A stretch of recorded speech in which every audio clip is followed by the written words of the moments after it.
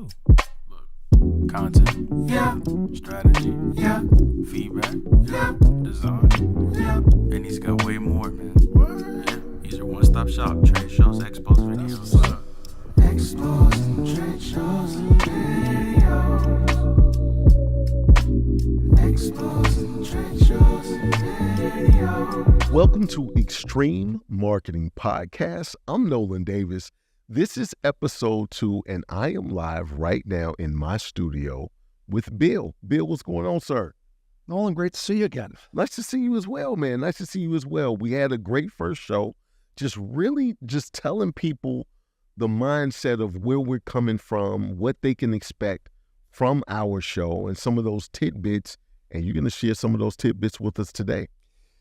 Glad to. I want to share this with the audience. I'm going to do a little bit of mime. I'm not a mime, but rather than trying to stage this, we're going to have you imagine it. Okay, so I have an orange here, and it is a very big juice orange. It has seeds in it, and it's sitting here. I'm going to cut it in half, and I'm going to hold it up in front of you and say, why is a trade show like this orange? And the answer is this. I take one half. I have a clear glass. I squeeze it with my hand, pretty strong, and I get a nice gulp of juice.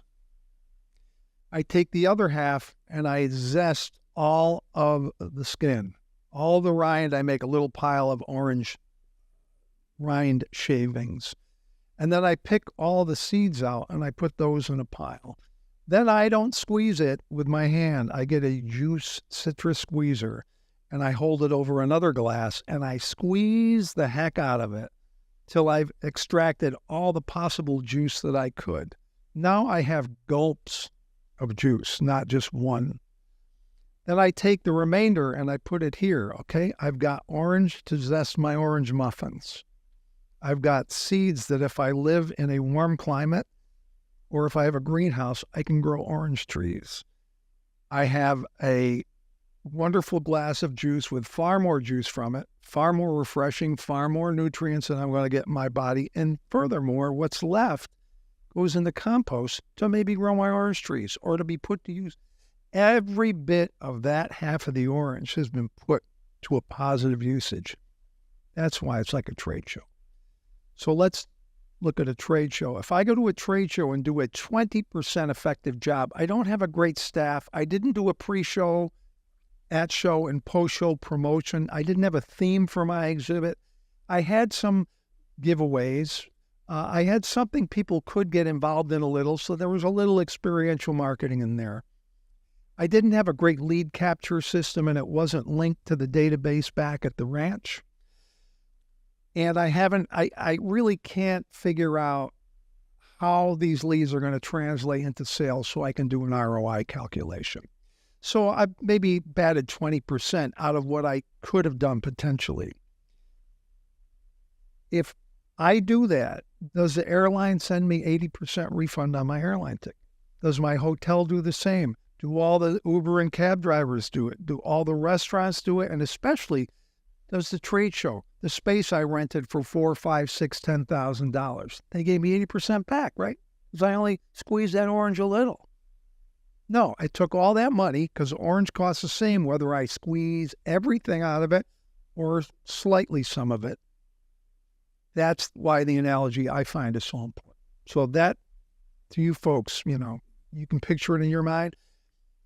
What we're doing is we're wasting our investment in that orange if we don't get all the value out of it. Right, and that's why it's so important to work with the professional that can lead you to the highest returns, to maximize that, to get the zest, the seeds, the juice, the compost, the flavor on your fingers, all of the stuff you're talking about.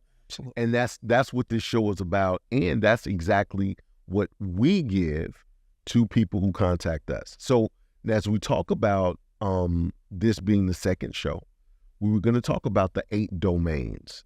So hit me with one of the domains and let's get started. I'm going to start you off with one more metaphor. The way I came up with the 8 domains is I had an old car way back in the day and when I had started in the exhibit business. And it was an 8-cylinder Ford. 289 engine. For those of you that love old cars, this was an engine to die for. It's beautiful. But if you had a spark plug that was funky or a spark plug wire that was bad, and you only had 7 of those 8 cylinders, you'd get home, but the engine would run a little rough. It wouldn't purr. If you had 2, and depending on where they were, it could be more or less severe where they were in terms of in their place in the engine. Once you got 2, if you lived down here where we are, where it's flat, you'd probably get home. But if you lived on a hill, you'd probably get partway up the hill and the car's going to die and you're going to have to walk home. But if you had 3 cylinders gone, your car probably isn't even going to start and even idle. Right. Well, if you take these 8 domains of mine that we described in our first session, and you have several of them missing, what you're doing is the engine of your trade show marketing program is on life support. And the only way to know that is to have someone help you see what those 8 cylinders are, so you can make sure that they all have fuel, they all have air, they all have spark. I know we're going in the era of electric cars right now, so Right. But bear with me, okay? As you can tell, I know what an 8-cylinder car is. There aren't that many anymore. But back in the day, that 8. So anyway, we came up with 8. So here they are. And you can use any or all of these. For example, I went to a presentation in Montreal. Actually, I gave a presentation in Montreal. And there was a very seasoned trade show marketer in the audience. And I described my 8 domains. And after the presentation, she came to me and said, "Look, I'm doing 6 of those. Can you help me with the other 2? We're not doing a good job there." So the model is flexible. It's not like you got to get here and go from 1 to 8. No. What you do is you look at the whole model and you analyze. We help you analyze. How are you doing in each of these 8 areas? So here they are. The first is understanding the marketing that you need to have to be able to go to a show. As we talked in the first session, you need to know the demographics and the psychographics of your audience, what the show's bringing in terms of audience, what sort of numbers they're bringing, etc. Is there going to be good media coverage there? What kind of lead capture systems are they offering? What are the costs? All that analysis from a marketing standpoint. Once you've done your due diligence there, now it's time to do your planning phase. So phase 2, it's time for you to put together a preliminary budget.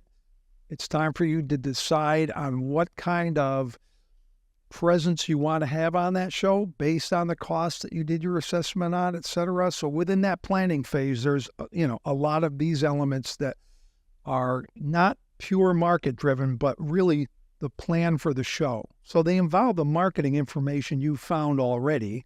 Right. But it's now narrowed down to the show, not your market in general, but the show. So the show and planning for that. The third area. Well, hold on. Before we keep going, how do you know which show to go to, right? Because we have to take travel into account. We have to take, the demographics that's going to be at the show, because you can have 2 builder shows and it could be a different audience even for builders, right? So you could have a builder show to where it's like the gutter guys are there but that's for homeowners, right? But then you have another show that is just for contractors. So how do you narrow those down? Where do you find those? All of that. If you want to do the research yourself, you can certainly explore that. And what you're going to do is you're going to want to get a prospectus from the show organizer. Right. To put the show together that's going to give you those stats. And to be quite honest, those stats weren't always available as much as they are now because of the cost of trade shows and the increasing cost of shows post-COVID. It's very important to cost justify what you're doing. So the show promoters are doing a better job of assessing what their show delivered in terms of economic buying power, of titles, of who attended, et cetera, and what industries they're from, so that people, in your case, the company that's looking for a show choice, can make a far more enlightened, data-driven decision.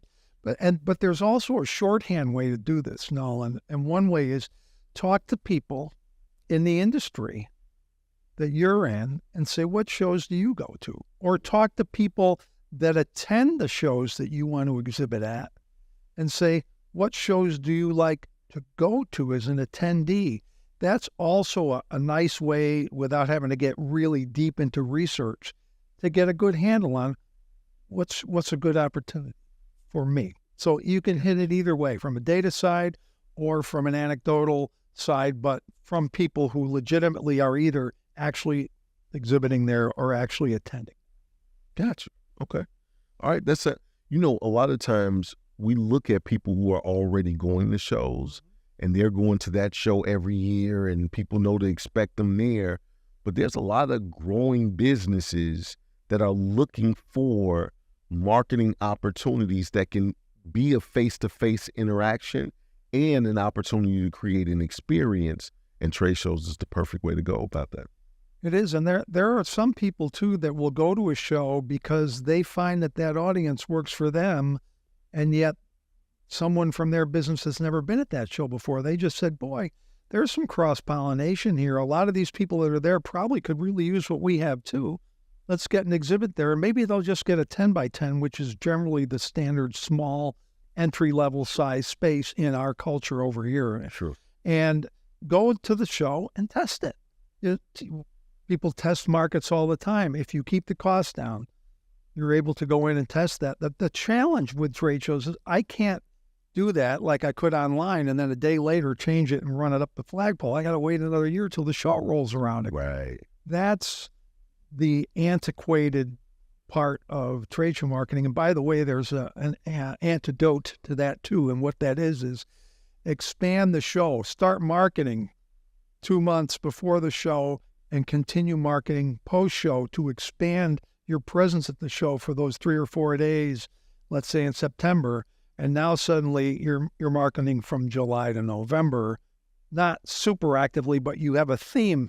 Because if you have a theme and you have involvement and immersion, you can build something. Often people will create an app and they'll let the app help people enter into a contest or into an activity that seeds the knowledge of the show. And then after the show's over, the app continues to provide value, information, and maybe prizes or whatever, so that the show now, instead of the show, we can't make the show, okay, it's annual, let's make it semi-annual.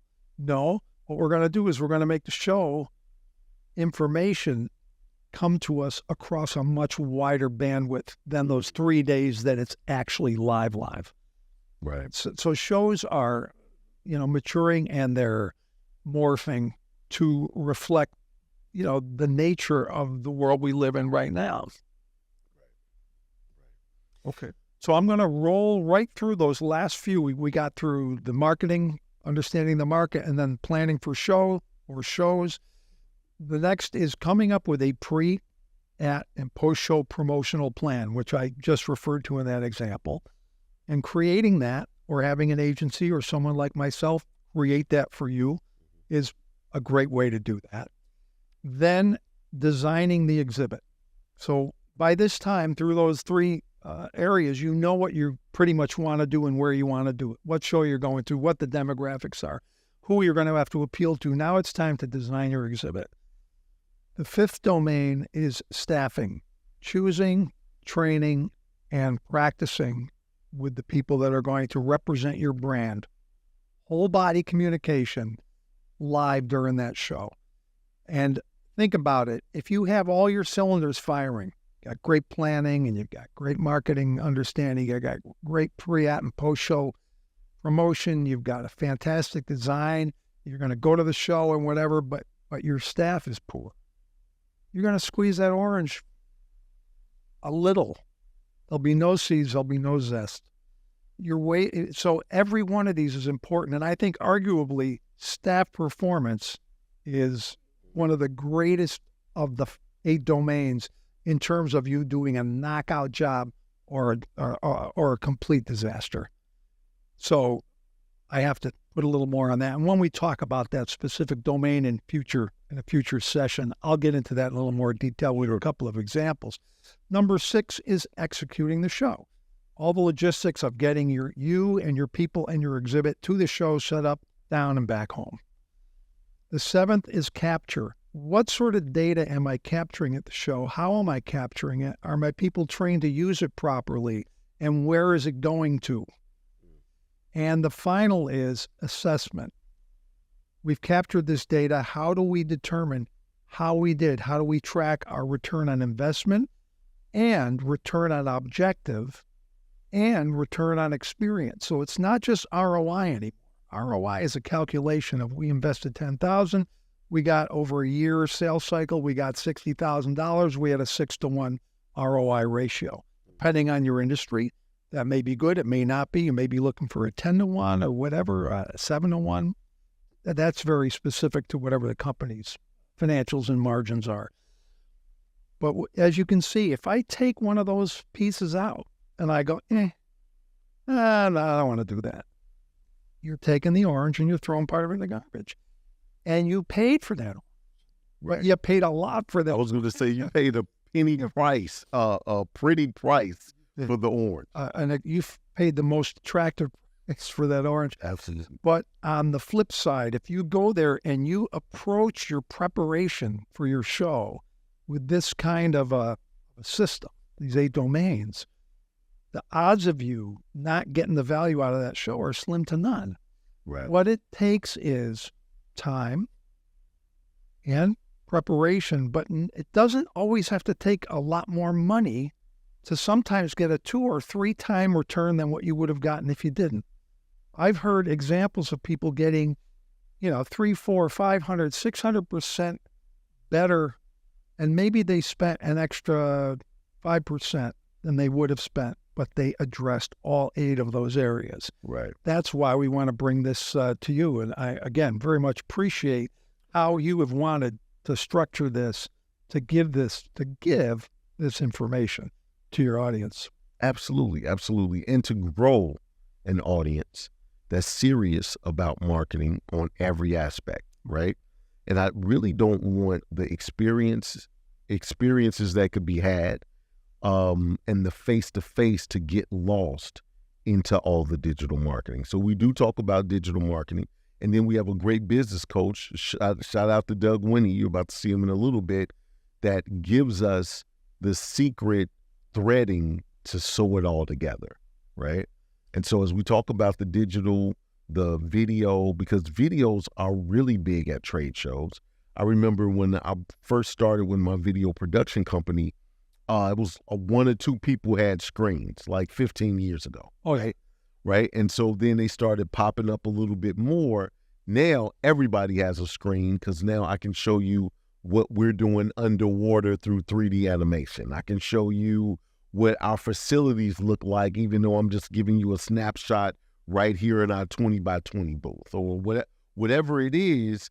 We can literally visually and see and really plug into that brand and that business. Like, oh, they have a 100,000 square foot facility. I had no idea, but I can see it all right here on video. You're taking those people who were attending that show live and you're taking them on a tour of your facility or your process. Think of the mining show, mining and something else, mining extraction, something like that. But there's some very large mine shows, and equipment that's being used in mining is once in a while they'll bring one of those diggers into a parking lot at Las Vegas at a show so people can see it. But so much of that is being brought to you in a video way, but it can immerse you in it. We had a wireless GoPro camera hooked up where we could go out into a field for a agricultural products company. They make tractors, etc. And they had a grape harvester. The grape machine harvester has wheels that straddle the grapevine. And there are these silicone belts. They look like big fingers and then there are these metal bars that just keep gently tapping. And what they do is they tap the grapes and the grapes fall down into this big belt of these silicone buckets. And then the buckets go up with these loose grapes and they drop them in hoppers and the hoppers put them in trucks. And we were able to go under right near where these silicone pieces that were buckets suddenly split and went up to these two hoppers, and get right there and show the audience how the machine worked without having a machine at the show. Well, bringing a machine at the show is great. And if you have a farm show where it's outdoors and they ship things, you don't have to worry about freight. I got to get it to a dock and lift it up and move it inside a building. No, you have a farmer nearby and they drive it there and they have a demo. Right. But for interior use at a trade show, you could actually bring that live experience of that. And the beauty of the GoPro was it was dark under there, but the light auto-corrected. So as soon as you went in the shadow, it brightened and you could see all the detail going on. And because it was just a GoPro, I could hold it right under a tire if I wanted to show them the pattern. Absolutely. But we could bring that to you. So again, at a trade show nowadays, with the technologies that support the brand presentation, the sky's pretty much the limit. And that's another reason why all this planning is well spent, because audiences are going to respond far better to your brand. And think of it this way, too. Trade shows are comparative. Trade shows are wonderful because you've got a concentrated audience of people. That's why companies love trade shows. If I had to go see 300 companies that would normally visit me a show and go out and have my salespeople visit them at their places, I mean, talk about expensive. It'd be so prohibitive. Oh, wow. Absolutely. And so that's the beauty of a show. But I don't want to call it horror, but the challenge of a show when you're an exhibitor is all of your friendly or unfriendly competitors are also at the show dressed to the nines. It's like you want to go to the prom and every other guy wants to ask that same girl out that you want to ask out, or vice versa, whatever. And it's comparative. I can go see your company and I can immediately walk down the aisle and suddenly I'm at your competitor. Well, you don't want to go there half-baked. So, and yet people do. You can walk a show and we see often too many people are treating trade shows like, well, we kind of got to do it. We got to go to the show to raise the flag. Don't ever go to the show to raise a flag. You can raise flags in a lot of different ways without spending that much money. But when you go to a trade show, follow these 8 domains and do it so that your competitors don't want anybody to walk into your booth after they've seen them, because they're going to be shamed, because you are doing everything as optimally as you can, and your 8-cylinder trade show is running peak efficiency over the finish line. Boom. So anything you want to say before you go, Bill? No, I just, again, really enjoy breaking this down, Nolan. Hey, we have episode after episode that we're going to be doing that. I love the fact that you're so dedicated to what we're doing that you flew in from Connecticut so we can make this happen. I appreciate you, man. Had nothing to do with the weather. Hey. And not at all. No, seriously. Great to see you. Man, thank you. So, hey, we're going to be coming back with Charles Lewis and myself, and we're going to be talking about video marketing and SEO with the SEO rapper. You're watching Extreme Marketing Podcast, and we'll be right back after this. Exposing trade shows and videos. Hey guys, Nolan Davis here, Extreme Marketing Podcast, and this is the final segment. Like always, I'm here with the one, the only Doug Whitney. Doug, how are you, sir? I'm fantastic, Nolan. How you doing today? I'm doing well, man. I'm doing well. So you know what? Last week was great. Just really putting everything in perspective from a mathematical standpoint, right? Saying that marketing is math.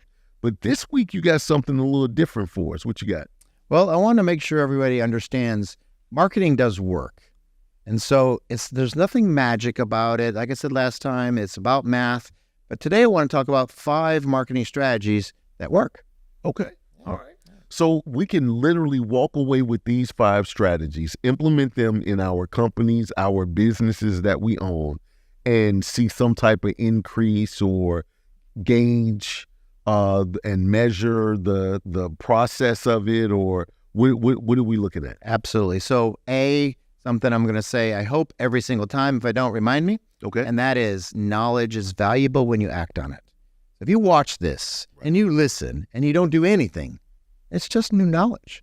Really, it's really about making sure you act on it. So these 5 strategies, if you act on, will generate more leads. And more leads should generate more revenue, which should generate more profit. And that's the ultimate goal. All right. So what's number one, man? Number one, a lot of people they don't just do it very well, and that's networking. And so you network a lot. I used to network a lot. Now I have a team that does networking, so I'm really working hard to teach them networking. Right. So networking is you go to a networking group, and a big one around the globe is called BNI, Business Networking International. I highly recommend them. They're really good, very well structured, but people go and they socialize and they don't do the work. Right. Networking. Right. They hang out. Right. And they don't understand that their investment of time is the most important investment. So networking works. We just have to think about, what do you want to do? So what I want everyone to do when you go to a networking event is have a goal. The goal could be meet 3 more customers. The goal could be meet 3 more strategic alliances. The goal could be meet 3 more referral sources. The goal could be meet 3 people that help my business grow. Right? But if we walk in with this particular goal, you're going to set your RAS. RAS is a reticular activating system. And so when you set your RAS, you're intentional about what you want to achieve out networking. So you go out networking, and what I want people to do is having conversations. The conversation doesn't go like, hey, I'm the number 1 business coach in the world. Do you want to grow your business? Here's my card. No, that would be an F. You failed at networking. Okay. Instead, go out, hey, how are you? Hey, what's your name? What do you do? How do you do it? How long you been doing it? I'm really curious about the person, not trying to sell my goods. Right. So you want to be creating relationships, connections, right? So you start asking them about them. Eventually, they may ask you about you, but if they don't, that's okay. You just want to know about them. Right. Learn about them. So how long you been doing it? Oh my God, so long. You're probably pretty good at it by now. They're like, yeah, I am pretty good. Right. So I will ask, as I'm a business coach, I'm going to ask, what makes you unique? What makes you special? Why buy your insurance versus Bob's insurance? Right. Right. And so at the end of the conversation, if you've done a really good job, hopefully they will ask you for your card. And then you get a gold star. Right. And if they didn't ask you for your card, no gold star. Try again. Get better. There's lots of books out there on networking. There really is a way to be very, very good at networking. So strategy number 1 is become a great networker and then go do the networking. Okay. All right. So before we go to number 2, just so people know, sales is all about asking questions as well, right? And one of the best things to do to build rapport is to ask questions. A lot of people feel as if when it comes to sales and it comes to networking, you have to talk so much about yourself, and that is not the case. You really become closer to the person if they're talking about themselves and you're asking the questions. So one of the books that I would suggest is Socratic Selling. I forget who it's by, but I actually have the book, and it gives you the art of asking questions. And as a fun fact, just about Nolan Davis, I'm in the Guinness Book of World Records for asking the most questions, right? Literally, I'm in the Guinness Book of World Records for the most TV interviews in 24 hours. And it was some insane amount of questions that I had to ask. So absolutely, you get to know people through the art of asking questions. Absolutely. And if you don't, then you're telling. Nobody wants to listen to a teller. Right. But everybody loves to talk. You got to ask the questions. Absolutely. All right. So number 2. Number 2, I mentioned it in the first one about maybe your goals is to create strategic alliances. So building strategic alliances is the second one. So let me explain what a strategic alliance is. So strategic alliance is another company who shares your customer base or your potential customer base. So anybody who is, let's just say, is those bounce houses, they rent the little bounce houses. Yes. Right. So a good strategic alliance for them might be a ice cream parlor. Right. Neither one sells the same thing as the other, but they share the same customers. Right. Right. And so you start to find those people. So if you're a business to business organization, meaning you sell your product and services to other businesses, then you're probably going to want bankers, attorneys, insurance companies, commercial real estate brokers, IT companies, things like that. Those are all strategic alliances. So you start to build those. And if you think of large IT companies, and I had a pretty decent IT company a while ago that I sold, and those companies, Microsoft, Oracle, all the big IT companies, they built their entire companies on strategic alliances, strategic partners. Right? They would build these groups, and then we would go out and sell their products and services. And so it's the same thing. Start to find strategic alliances that maybe are about the same size as yourself, maybe a little bigger. It's okay if they're a little smaller, but have the idea that, hey, I would love to decrease my cost to acquire a customer by getting strategic alliances built. And so you might even get to the point that you share a booth at a trade show, share the stage with some people, maybe even create events where you're putting together a bunch of presenters on stage and doing lunch and learns. But these are all with strategic alliances. So strategic alliances is number 2. It takes time. You have to have patience and you have to have commitment. It does take a lot of time. I remember learning this strategy maybe in my 3rd year in this business. And by the 9th year, I decided to kick it off. Because I'm not the most patient person. And so I wanted instant leads. And so my instant leads came from usually getting them from networking, which could be really fast connections. Strategic alliances take some time. So can decrease your cost to acquire a client literally to 0. I got to be honest with you, Doug. 1 and 2 sounds like us. I met you through networking, right? And you and I, we've done some events together. Like you were at my Guinness World Record event as well. So, I mean, you're just really telling our story. So I'm curious to see what number 3 is all. All right. Okay. Number 3. Number 3 is pretty obvious, but not people are doing it. And that's search engine optimization. So, and you know, you can do it yourself. It's going to take a long time. You're not very good at it. Hire other companies, and really let them figure out what's the right things, because this is a sad truth. People search for you. They don't find you. Right. You can't do business with them. Right. They're not going to buy from you. They didn't find you. Right. They searched, found somebody else. They searched, they don't find VidZinc. You can't get the business. Right? So search engine optimization, do it yourself, hire professionals. It has to get done. Otherwise, the website really is not going to be a lead generation mechanism. Right. It's going to turn out to be just a sales tool. And that's okay, but understand it could become your best billboard 24/7, 365 if people can find you. So number 3, search engine optimization. You know what? And starting off, if you have very limited funds, starting on a shoestring type of situation, your sales, your website being a sales tool is okay. But as you grow, you definitely want to get a search engine optimized. Yeah, absolutely. And that's why I kind of started with number 1 being networking, no real large dollars out. Right. Strategic alliances, no real large dollars out. Start getting into search engine optimization. Yeah, you're going to have to make some investments. We don't like to say the word spend because spending means we're not tracking it. So we really do want to track. So you track search engine optimization, Right. which is why we talked about marketing is math. Got to know those 5-pack. Okay. Number 4. Number 4, this is where it starts to get expensive, but if it has a huge ROI, it's perfectly fine. Pay-per-click advertising. Okay. Right? And so, again, the search, people search, they don't find you. Sorry, you're not going to get the business, not going to get the customer.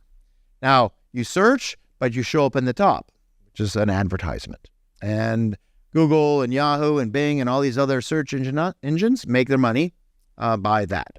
So if you think about how to buy the lead, you could pay to, pay-per-click advertising, do it yourself, hire a professional, much better to hire a professional, and have a budget. And again, if by chance you can calculate the cost to acquire the lead and the cost to acquire a customer, and it's less than your investment in the lead, you paid for it and the profit is less than you paid for, are you happy? Absolutely. You paid $50 to get a $500 customer. Right. You should do a lot of that. As Right? much as you can. As much as you can. Right. Really, you should get to the point that your business is got an operational problem, not a marketing problem. Right. Because out here where there is a plethora of business, it's just about getting the leads, getting the customers, right? And really thinking harder and harder about that because marketing is math, and all you got to do is do the math. If your cost to acquire the lead is paid for in that first time that the customer buys from you, we're really, really happy. Okay. All right. And so now we're on number 5 right now, correct? Yes, we are on number 5. All right. And so the final, marketing strategy that works. Marketing strategy, the 5 marketing strategies that work. And this one is really simple too, but he really does it right, and that's referrals. And so think about referrals. Everybody, likes to grow their business by referrals. It means you did a good job. The last customer was happy. They give you a referral. All good. Now, what about a referral system? Right? And so rather than just waiting for the referrals to happen, let's be intentional about referrals. So, for example, I have referral cards, right? So let's see, I actually usually carry them around. And so this is a card I would give out to people, and it says, this particular session is sponsored by VidsInc. Okay. Right? It's a $995 ticket. And so being intentional about referrals means I can close the loop. It's a closed loop referral system. So somebody comes to me with this little coupon, they save $995, but it says compliments of Nolan Davis. Right. Now I can thank Nolan for the referral, maybe even give commissions depending on how that might work. And next thing you know, it's a closed loop referral system. And so that's the number 5 one, is not just be accidental with referrals. Instead, let's be intentional with referrals and create a closed loop referral system. Oh, wow. That was absolutely a lot at once, right? So, but you're looking at 5 really is like the pillars of marketing, right? You get your face out there, right? You create the strategic alliances. You have the online for 3 and 4, which is search engine optimization or pay-per-click, and then the referrals. So literally, those are like everything else stems off of that, right? So maybe social media is in there somewhere, but not necessarily SEO, but it's still digital marketing and still online marketing. So you've covered the face-to-face. You've covered what in my world is testimonials, right? So testimonials improve your conversion rate by 38%. So that means that the amount of leads that you have right now, putting a testimonial on your website, or you're sending somebody a testimonial, just a video of, hey, here's what I've done, improves your conversion rate. So many times we're always trying to get more leads, but what if you just improved your conversion rate by one video? And I like to frame it up with the mindset of, I'm Nolan Davis, and I've been loving Nolan Davis my whole life, right? So if I say something nice about Nolan Davis, you would expect it. But if Doug says something nice about Nolan Davis, right? And what we do here at Vids Inc., it holds a lot more weight to where now we're looking for those 5. How many stars does Nolan Davis have, right? 3.5 stars? That sounds pretty bad. 5 stars, now we're ready to rock and roll. So Doug, anything you want to say before we go, sir? Just remember, knowledge becomes valuable when you act on it. Everything we're giving you, absolutely for free. I'd love for you to let us know how it's going for you when you act on the new knowledge. Absolutely. Hey, that's us for this episode 2 here, EMP, Extreme Marketing Podcast. I'm Nolan Davis. Until next time, love to live to love, and be well. Exposing trade shows and videos. All right, guys, and we're back. Just finished speaking to you about trade shows. Great marketing tips from Bill. And right now, I have the one and only, my good friend, Charles Lewis, the SEO rapper, going to give us some digital marketing tips. Charles Lewis, how are you today, sir? I'm good, fam. I'm good. How about yourself? Man, I'm doing well, I'm doing well. Before we start getting directly into tips, because this is episode 1, tell people a little bit about your background and how did you start the SEO rapper? Okay.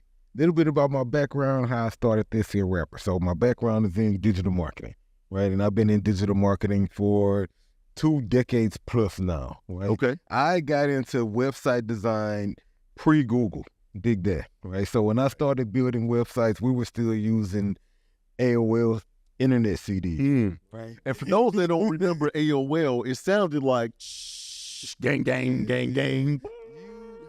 Hell. Right, Way, way back then, right? And so there was no Google, there was no Google Chrome. We was using Yahoo, right? And so I began building websites at that time, right? Using what was called Front Page, right? Learning code. And you fast forward some time, the company I was working for, most of our clients would quickly come back and ask, how can people find my website on Yahoo, right? Right. Just built these sites, and now search is becoming a big thing. And then we was like, okay, how do we do that, right? And so we began doing the research. We learned about meta tags. We learned about all these kind of traditional ways to do SEO, which some are still applicable today, but those were initiated, 20 plus years ago. Right, right. It literally 2001. 2001 is when I started there, when I was in the process of doing that. And so you fast forward to about 2005, right? Google is here. Microsoft is running search through Hotmail, right? They got their own search engine now through MSN. Google, everyone thought Google was stupid because they only had one search bar. Right. Meanwhile, Yahoo had ads, autos, cars, the funnies. Remember, the Yahoo page was super busy, right? If you remember that. Right. Meanwhile, the Google page was white with a search bar. Yep. That was it. And so, but they were brilliant. Like, what you want, right? That was what are you looking for? And so when that became the deal, and all of a sudden Google's market share was of search getting to supersede MSN and Yahoo, it was like, okay, Google is on to something. How do I get my site to rank on Google? Right. Google released a blog post like, hey, we like title tags, we like meta information, we need keyword-rich content. It was like, oh, okay. And so now, fast forward to 2008, 2009, now we're building websites with that in mind, right? The right type of content, the right type of titles, the right meta information. Put a pin in it and answer your second question. I love hip-hop, fam. Okay. I've been loving hip-hop for years, for decades. I grew up, I remember being in elementary school to middle school, listening to Beastie Boys and LL Cool J and yeah, all that. And so then I grew up, then I'm in the South, so it was UGK and Scarface and all of these things, right? And DJ Screw. And so I'm just a big fan of hip-hop, Jay-Z and those, but I love marketing. And so in 2008, I was working at a company, Pop Labs, and I decided to merge the two in creating these raps about digital marketing. And my vice president, shout out to Kelsey Ruger at the time, he said, man, Chuck, we should put these videos on YouTube. Mm-hmm. And so we did. First one was called Link Building 101, and it was just about 16 bars about how to build links to a website, right? Mm-hmm. And that was my first experience at going viral before viral was even a thing, Right. right? Like YouTube hasn't even been purchased by Google yet. YouTube was still its own individual company at the time, right? And we uploaded the video. I had the channel, and it went up to like 10,000 views in like 30 days. Right. Blew me away. I was like, okay, that's kind of dope. And so then we kept working, right? Right. 2009 came, I did another one. And the name, we got invited to SES, shout out to SES Research. That's SES Marketing Conference. Search Engine Strategies. It's in New York. And so we was blessed to go down there. They debuted the design coding song by SEO Rapper, like live on a Jumbotron in the middle of Manhattan, right? And so, and then I did the song again at the conference. Right. Right. And so then we got back to the hotel room, uploaded it right to YouTube. By the time we got back to Houston, it was at 50,000 views. Wow. We went to 50,000 views over the weekend, right? Right. Right. Matter of fact, we put a pause in the YouTube. Y'all ain't even have monetization active at this time. It wasn't even a thing, you know what I'm saying? And so Wait, he mad at you too. He talking to the camera like, I think y'all owe me some money. I could have been balling that weekend. like, y'all could have put me on, like, hey, you might be on to something, right? And Right, so, right. And so, but now we fast forward to here, right? I've worked at 3 different marketing agencies, some of the biggest ones in Houston, just really managing digital marketing efforts for small business, size businesses, everything from restaurants to HVAC guys, service providers like landscapers and roofers, or even white collar work like accountants and doctors. And so I've learned the digital marketing strategies necessary for all this type of businesses. Right. Right. Just due to working in agencies for 20 years, right? Right. And so I'll give a quick shout out to Marion Marketing. Shout out to EWR Digital, eWeb Results. Shout out to Pop Labs, right? I've gained a bunch of experience with these agencies, just doing SEO, doing email marketing, doing social media marketing, setting up CRMs, mastering SEO, like getting real fluent in WordPress, Google Ads certified. Like I've been knee deep, waist deep in digital marketing for decades. All digital marketing. So we're in a situation to where you started off by the infancy stages of websites, web development, and digital marketing of being found online, right? And so many times people are just jumping on and they're trying to learn. You've seen the evolution and have learned every step of the evolution. So I just want people to realize right now, when I tell you we got Extreme Marketing Podcast, some of the best people that's ever done it, from Bill to Doug to Charles, everybody's rocking with an extensive background, right? And so any questions or anything that you guys want to ask, feel free to go to our website, to come to the comments wherever you see us, and we'd be happy to literally give you a professional answer with probably a couple of different ways to do it, right?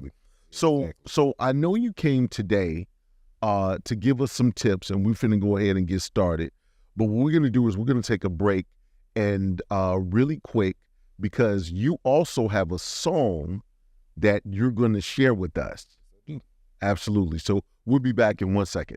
Exposing treacherous videos. So last week we talked about live streaming. This week is something very similar, but it's almost more like a class, and we're talking webinars.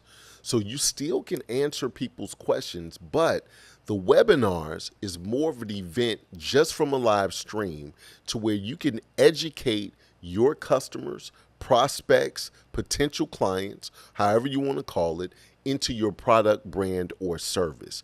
And you can position yourself as a leader in the industry of where you have your business. So I want to thank Bill, I want to thank Chuck, and I want to thank Doug for all of the great information.